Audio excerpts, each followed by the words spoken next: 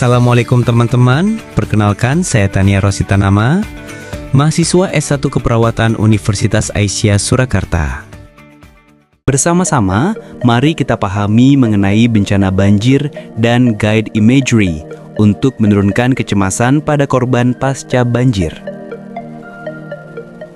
Berawal dari definisi banjir. Banjir adalah fenomena alam di mana terjadi kelebihan air yang tidak tertampung oleh jaringan drainase atau saluran air di suatu daerah sehingga dapat menimbulkan genangan merugikan. Penyebab terjadinya banjir dibedakan menjadi dua faktor, yaitu faktor alam dan faktor manusia.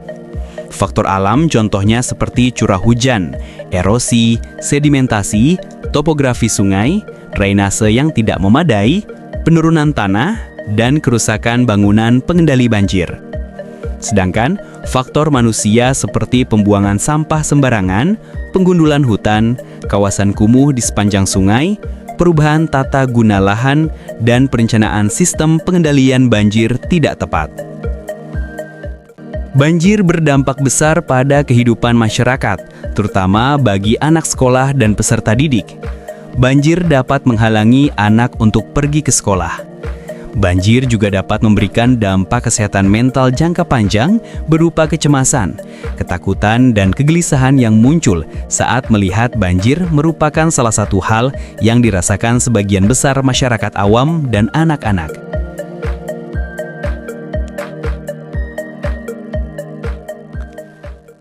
Lalu bagaimana upaya pencegahan banjir?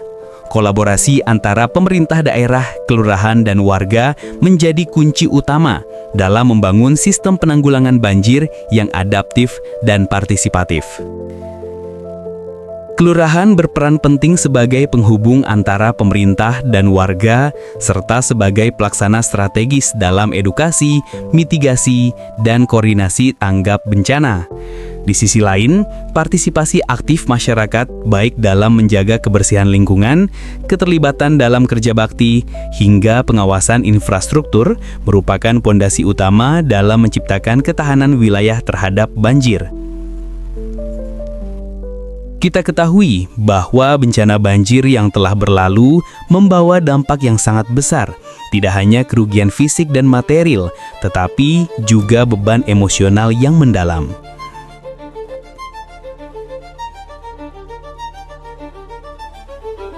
Bagaimana upaya yang dapat dilakukan oleh korban pasca banjir dalam menghadapi perasaan cemas?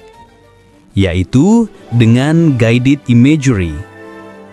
Terapi guided imagery merupakan teknik psikoterapi yang menggunakan imajinasi atau visualisasi terarah untuk menciptakan kondisi relaksasi, mengurangi stres, dan meningkatkan kesejahteraan emosional dan fisik seseorang.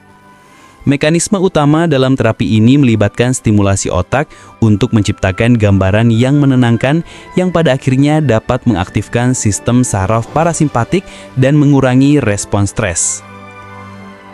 Berikut ini adalah beberapa manfaat dari terapi guided imagery, di antaranya mengurangi stres dan kecemasan, meningkatkan relaksasi dan kesejahteraan emosional, meningkatkan imun dan penyembuhan fisik, membantu manajemen nyeri.